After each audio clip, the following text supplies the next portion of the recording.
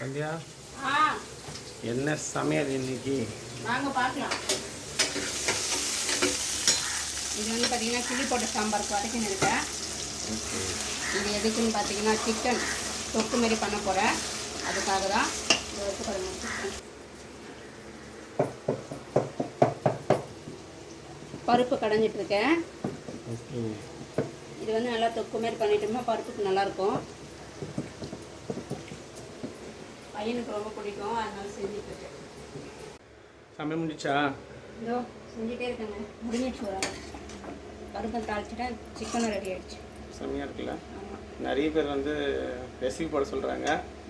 இப்போ வெயிலில் வந்து எடுக்கிறதுக்கு டைம் இல்லை. ஆமாம், கண்டிப்பாக நாங்கள் ஒரு நாள் போடுறோம். கண்டிப்பாக. இது வந்து கிள்ளி போட்ட சாம்பார், சிக்கன் கிரேவி.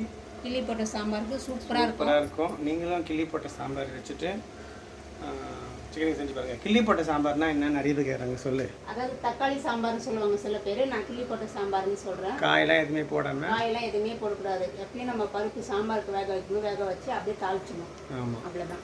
இதில் காயெல்லாம் எதுவும் போட மாட்டேன். அப்புறம் மிளகாத்தூள் சேர்க்க மாட்டேன், அவ்வளோதான்.